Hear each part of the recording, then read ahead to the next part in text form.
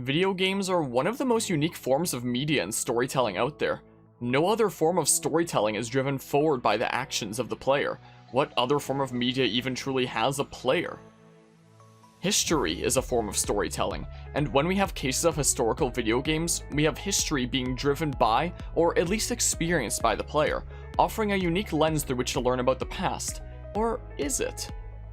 Historical video games have always undergone scrutiny, and aren't commonly regarded as legitimate tellings of history in comparison to sources such as textbooks. But why is this? Last year, I took a class on the use of history in video games, and as it turns out, the answer is a bit more complicated than I would have expected. To come to a proper answer, we first need to understand how history is told, how arguments are made, and how video games do this, before we can understand if video games can be accepted as academically legitimate tellings of history.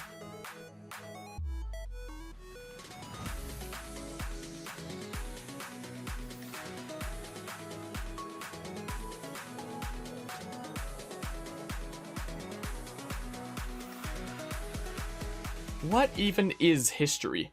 Is it what your textbook tells you, or the first Wikipedia page you could find? When regarding the past, if it's recent enough there are those still alive who experience it, we can learn it from them. What if it's far enough back that all we have are some books, maybe some letters and some other documents? What if it's so far back that all we have is ruins and bones? One of the examples given in our class connected to ancient Egypt, a time period you could expect to see depicted in a game such as Assassin's Creed Origins, where the professor showed us a letter of complaint somebody had written that a careless donkey driver had driven over their slave on the way to singing practice. And our professor asked us, what if this was the only evidence you had of a given time period? What would you make of the past with it? History is the use of primary sources to construct a narrative about the past. A primary source is information directly from the time period, whether it be direct accounts, letters, books, even geological evidence. Secondary sources would be papers, articles, even textbooks written on the subject. At the end of the day, we can't know exactly what happened in the past, and it becomes blurrier and blurrier the less evidence we have. History is making use of what evidence we have to create our closest guess of what happened, in other words, a narrative about the past. Historians are always making new discoveries about the past. Sounds strange, doesn't it? To discover something new about what already happened. But it's true. As new documents, evidence, and accounts surface, we discover new things about the past. For example, take the Battle of Maple Bay, which occurred between indigenous groups in the mid-1800s. There's no written documentation of this battle. The only way we even know what happened is because of oral histories passed down. But if these oral depictions didn't exist, there would be no way to know today this battle even happened. There's still so much we don't know about the past, and there are many historians working to learn more every day. But when considering how history is told, it's also important to consider how history is made. After all, they say history is written by the victors. How these primary sources are written in the first place come from those with their own goals, biases, and ways they want to see history interpreted by future generations. If you're using a primary source of a letter to write history, and the letter is a purple person saying that all blue people are evil, then it's not best to blindly accept that and write in your depiction of history that all blue people are evil, but rather to consider, why does this purple man believe this so strongly? What kind of worldview is held by this person, by those that are part of the same group? There's a lot of factors to account for when interpreting primary sources, and the way two different people interpret these sources may differ. Maybe one historian writes a textbook saying the purple person hates blue people because they've historically fought over territory. Maybe one historian writes a textbook saying the purple person hates blue people because they've never seen them before and are afraid of differences. Or maybe another historian writes a textbook saying the purple person hates blue people just because blue is their least favorite color. Accounts of history may differ based on how different people interpret it. Maybe they interpret the evidence differently, or maybe they even have their own motivations or ulterior motives for claiming things are a certain way. Oh, unbelievable. What's up? Your politicians are constantly referencing the Founding Fathers and insisting they must have been in support of one thing or another. I have never seen such a blatant disregard for history. That's just typical political propaganda. It's also dishonest and delusional. How can anyone claim to know what these people wanted based off scraps of paper and wishful thinking? They're looking for intent. What these men envision for our country and its future. idealistic and unlikely. I don't think most of your presidents and senators and judges care what the founders thought. They just want to know how they can bend old words to achieve modern goals. Who cares if they were deists or theists or wanted a central bank? Why do people need the validation? What should matter is what you, as an individual, believe, and why you believe it. What, are we so insecure that we have to find 18th century letters to validate our beliefs? Oh, look, Mum, a dead man agreed with me. Maybe. If you transpose the letters in his shopping list, you can plainly see he was on my side. Jesus, Sean. It's a cynical way to look at it. Doesn't make it less true.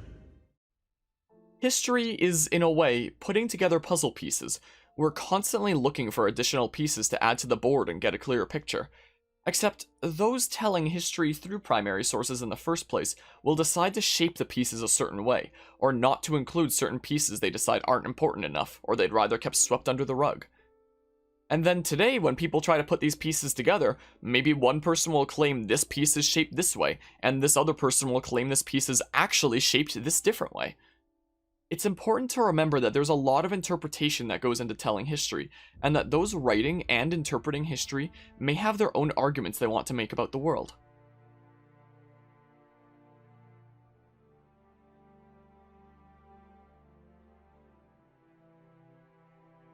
The way a video game tells history is going to be vastly different from the way a textbook does. Rather than an information dump that I personally would have difficulty keeping focused on, a game takes you through a narrative driven by the player's actions. And to make an engaging experience, to make what the developers believe to be a better plot and gameplay experience to have a game that can be sold, they will do what's called abstracting the past, which essentially means how much of this do they make up. In my use of history in video games class, we had to choose a historical video game to study and write on how it abstracts the past, which is the only video essay on this channel which was also an actual university paper of mine. You can find it in the description below, but here's the short version. What I found with Assassin's Creed 2, and the Assassin's Creed games I've played in general, is that they stick true to known major historical events, but they tell it in such a way that these events happened because of the actions of the player, or other main characters in their plot. Take for example the 1755 Lisbon earthquake in Assassin's Creed Rogue, which tells that this devastating earthquake happened because of the accidental tampering of a first civilization temple of sorts. I found with the Assassin's Creed series that they would tell plots that are confined to known historical events, but they would say that these historical events came to pass because of the fictional game story. In this way, this game series tells nearly the exact same outcomes, but tells about vastly different causes. What about the ways history is told through gameplay? Let's take for example the Normandy landings, D-Day, the operation beginning the liberation of France in 1944 during World War II. We see this battle portrayed through games such as Battlefield 5 or Call of Duty World War II. But when assessing the historical accuracy of these games, it's important to ask, is this a recreation of D-Day historically, or is this a recreation of Saving Private Ryan? We see the media industry copying stuff from each other all the time, especially within the AAA gaming space. The gaming industry is now larger than the movie and music industry combined. Large game IPs are getting larger and larger stabs to continue pushing the boundaries of what's possible. And even though games will often continue to sell better and better than their predecessors, they're actually making less revenue per person working on it, due to the ever-increasing staff sizes and production demands. It sounds strange, doesn't it? For a game that's clearly selling exponentially better than its predecessors to actually be making less revenue. Let's look at Red Dead Redemption, for example. Red Dead 1 sold approximately 15 million in its lifetime, while Red Dead 2 has sold over 30 million copies. That sounds like it made so much more revenue, right? Well, take into account that Red Dead 1 was made in just over 5 years by over 800 people with a budget of 80 to 100 million, and Red Dead 2 was made in over 8 years by over 1,600 people with a budget of 379 to 500 million. Which one of these games truly made more revenue? I'm no economics expert, it could well still be Red Dead 2, but not by as much as the sales numbers may initially suggest. What if it sold worse than Red Dead 1, however? There's so much greater risk being incurred here for if something goes wrong. Because of this, we continuously see less and less risk-taking from established IPs, instead settling for what's worked in the past for that IP or even other popular media. If some massive IP invests hundreds of millions into a project only for it to turn out to be a failure, or to get lost in development hell and seemingly never see the light of day, skull and bones, then that's a massive hit to a company. So they figure, why take the risk? Let's just settle on what's either worked for our IP in the past, or other popular media.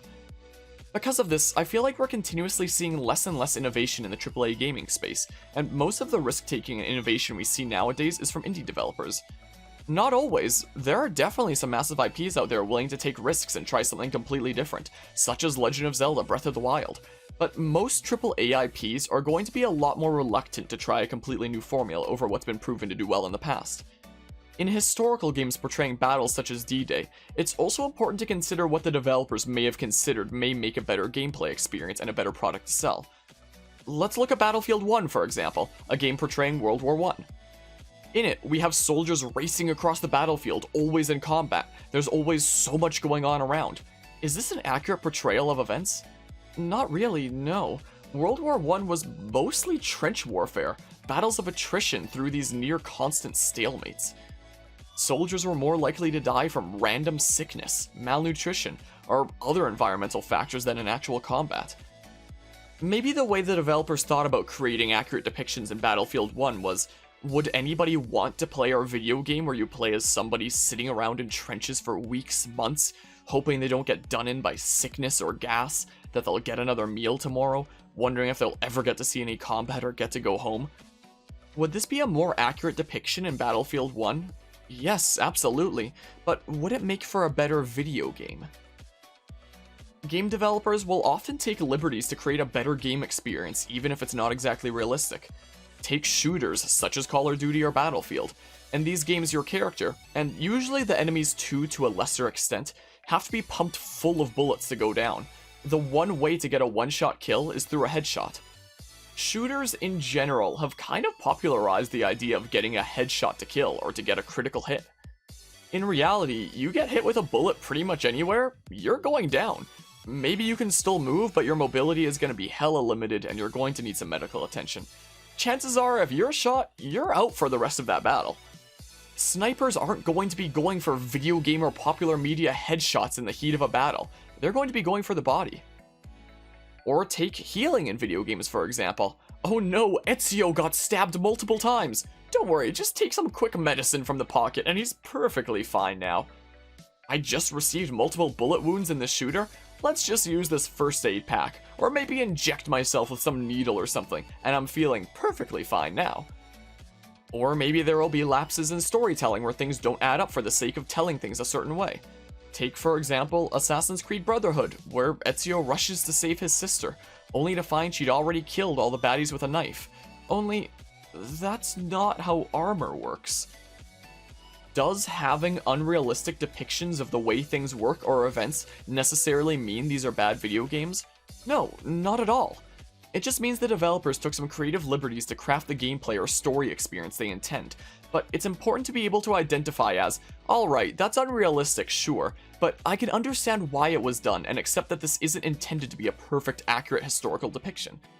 There was a product to sell, a story to tell, and to make it a certain way, history wound up being abstracted in certain ways. But what's really crazy to think about is how media will popularize certain notions, such as the idea of headshots, or events having happened a certain way, such as D-Day. When you think of D-Day, do you think of Saving Private Ryan? I do. Let's face it, textbooks are boring. Primary sources are even more boring a lot of the time. But media that's made to entertain, a movie that lets you glimpse at events actually happening, or a video game that lets you actually delve into this experience yourself from the comfort and safety of your computer or console, you actually get to see the events be shown rather than told. They always say in storytelling, show, don't tell. There's a reason for this. But it is important to recognize that media will often attempt to make more entertaining and engaging depictions of events, rather than the most realistic depiction of events. And then, through enough media, or the right kind of media, this will often become the new truth in many people's eyes. Let's return to D-Day, for example. When playing a game like Battlefield 5 or Call of Duty World War II, If it's depicted the same way as other popular media, then most of the player base is going to feel like it's an accurate depiction. Why? Because it's what they've seen in other popular media depictions of the same event.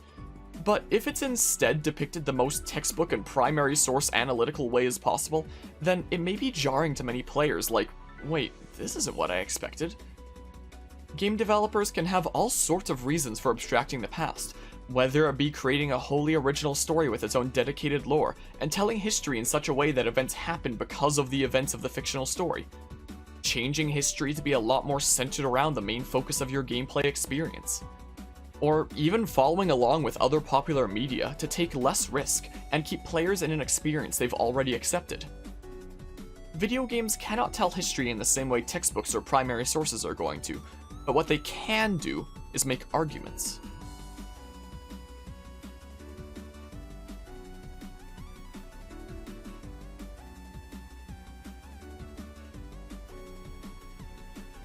Video games, and media in general, will make myriad arguments through their world, characters, music, story, gameplay, and countless other factors, and similar to history, it may be interpreted in different ways. Some games will make an effort to make certain arguments. Take Watch Dogs 2 for example, where I'll use the mission Home Sweet Home as an example. In this mission, players work to expose a company that makes home appliances and software that monitors its users and sells private information to third parties. So if a user started ordering unhealthy food much more regularly for a while, maybe their health insurance rates would increase. What kind of arguments would you say this mission is making about our world and the way big tech companies handle user information? Games don't even need to exist in our own world to make arguments about our world and its history. Take Bravely Default 2 for example. The plot of Chapter 3 involved a religious organization trying to hunt down hidden fairies among the populace, and anybody accused would be sent down a ravine where if they truly were a fairy, they could fly away and live. Spoiler, nobody was. And if they weren't, and they were truly faithful to their religion, they would be saved by their Lord Dragon, when in reality they would fall to their death. Anybody who speaks out against this orthodoxy would be accused. After all, if they doubt the ways of their lord, then they must be a fairy themselves, and they'd be sent to their deaths, effectively eliminating any opposition and ruling through fear. What kind of arguments would you say this story makes about the dangers of power through fear, about the extent powerful figures may use religion as an excuse to commit heinous acts for their own benefit? Does this by chance remind you of any situations in our own world's history? Some games may even be created with the purpose of making arguments. Take for example Kabul Kaboom, which was a 2002 Flash game where you had to collect falling hamburgers while avoiding bombs. There was no way to win this game. The players simply continued collecting hamburgers as long as they could, until a bomb eventually killed them. This game was made during the Afghan War, where the US would drop food supplies out of the same planes they would drop bombs from. What kind of argument do you think Kabul Kaboom was trying to make? Games can also make arguments in ways the developers had probably never intended. Again, arguments are up to interpretation. Take for example Assassin's Creed Unity, which takes place in the French Revolution where you play as the male assassin Arnaud Dorian. The interesting thing about the French Revolution is there was actually a famous assassin, and this assassin was a woman, Charlotte Corday. So in a game about assassins in the French Revolution, where there was a famous assassin who was a woman, you play as a dude. Is this making arguments? Some may interpret it as yes, others may interpret it as no, it's unrelated. Were the developers of Assassin's Creed Unity trying to argue that men are more significant? I seriously doubt it, and I sure should hope not because that's a seriously messed up argument. Oh, you know, maybe I take back that statement about seriously doubting it. What if you did play as a historical figure such as Charlotte Corday in a game like Assassin's Creed Unity? Would the story then be confined to the known events of this person's life? And if new story elements were created for this character, would it have to fit into their known life in a logical way?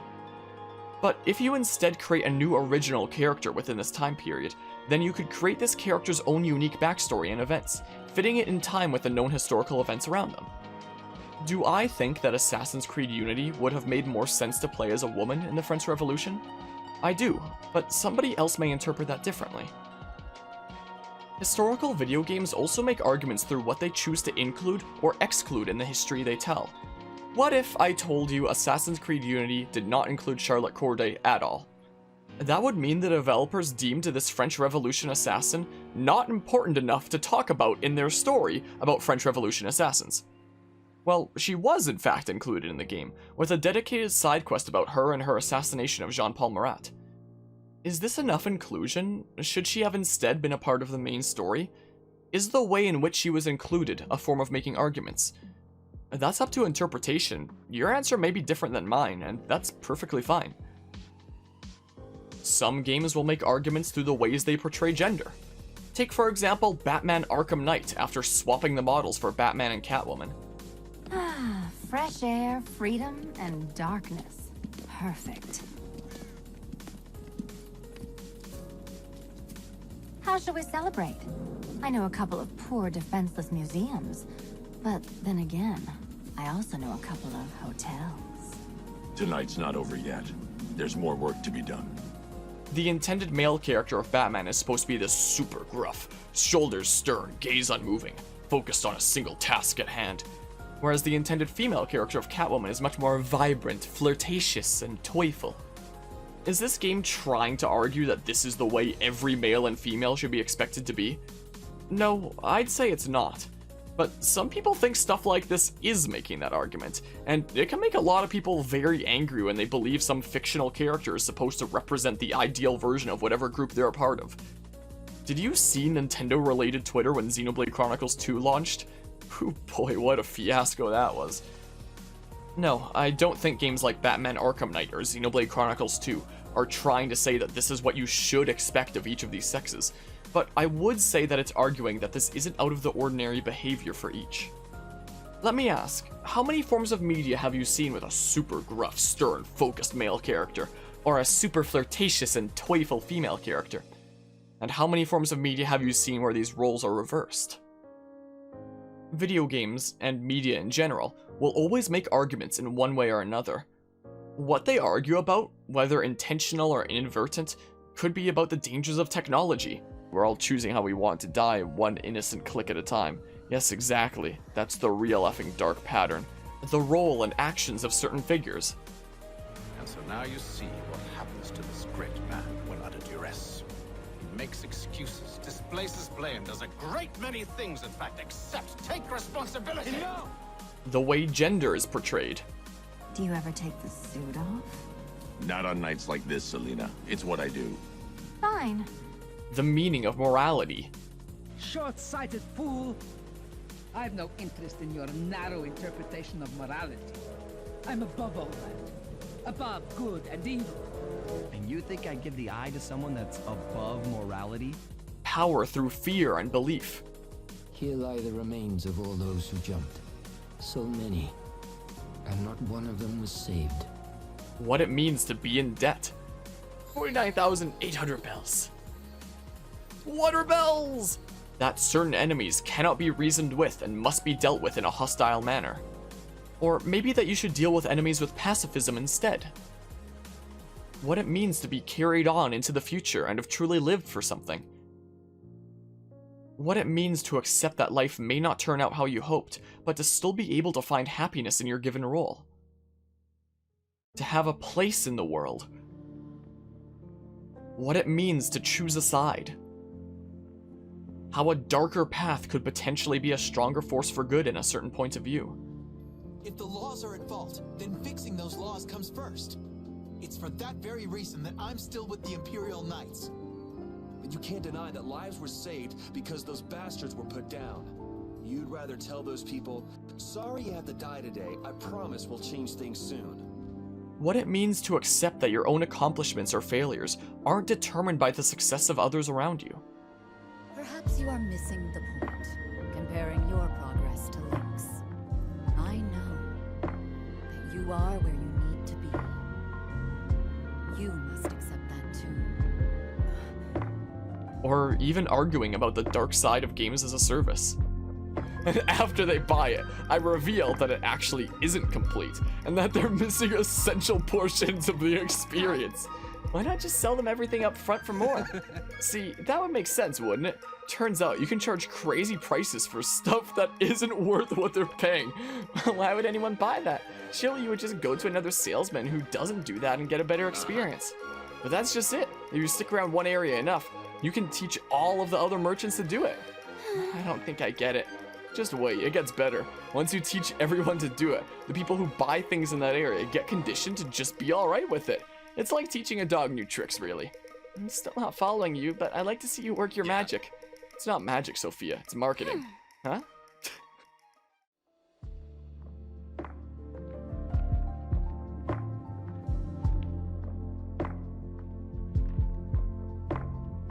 Telling history is all about using what evidence we have to create a narrative about the past. As we've established, different people may interpret the evidence differently. Maybe the way the writers of your textbook interpreted this thing was Rodrigo Borgia died of illness, but there's some evidence that says he might have potentially been poisoned by his family.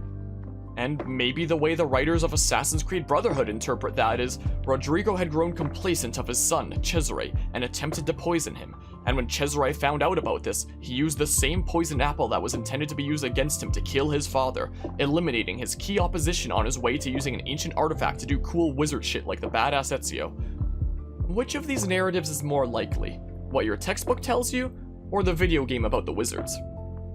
Unfortunately, what your textbook tells you is the far more likely course of events, even though having wizards in our history would have made a much better history class. However, what both of these narratives have in common is that they can still make arguments about the world. Both of them can express that this Borgia family was kinda messed up and had some nasty practices going on. Both your textbook and Battlefield or Call of Duty can tell you that this was an incredibly catastrophic war and an absolute nightmare countless soldiers had to go through. Both your textbook and Civilization can tell you that nations will often wage war to gain something such as territory, resources, or to really stifle the economy. Again, video games don't even need to exist in our own world to make arguments about our world. All forms of media can absolutely draw parallels to our own world and its history. You were made to be ruled. In the end, you will always kneel.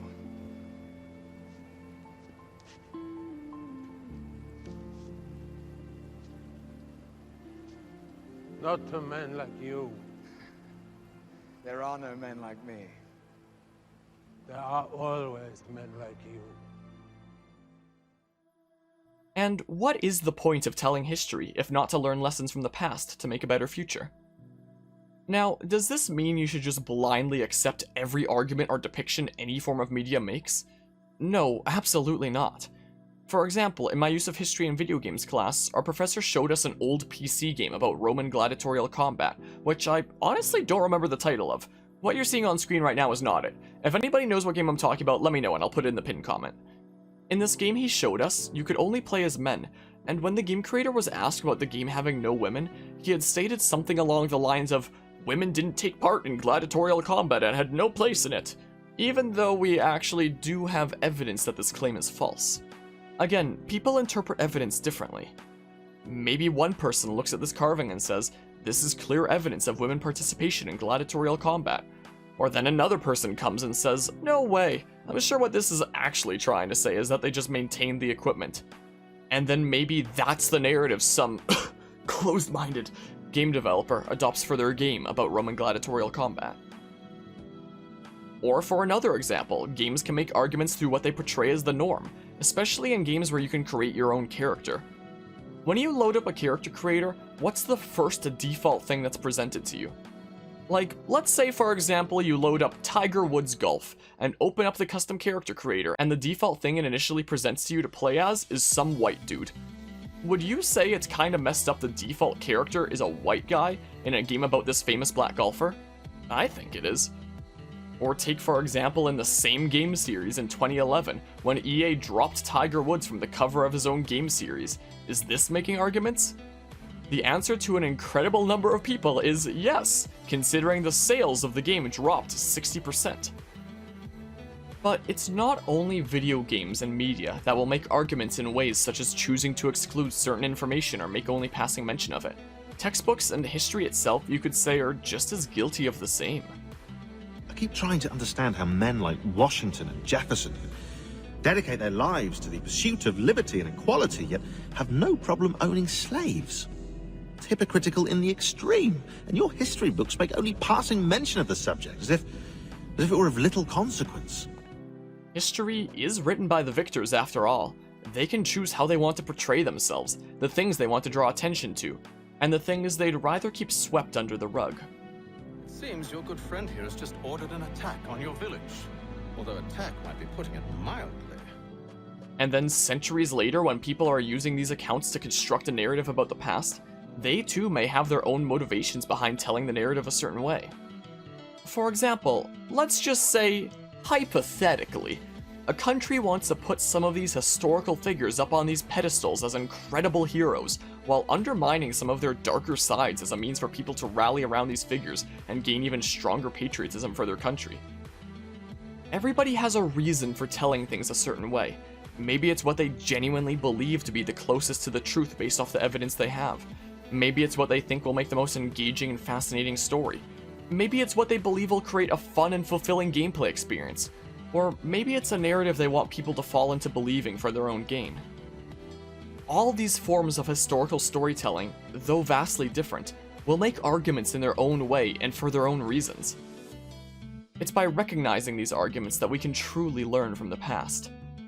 We shouldn't blindly accept every argument any media or historical textbook throws at us, but rather consider the implications of the argument, the evidence used to construct it, the mindset of those making the argument, and whether it's something we truly want to believe in, because it is our ability to choose.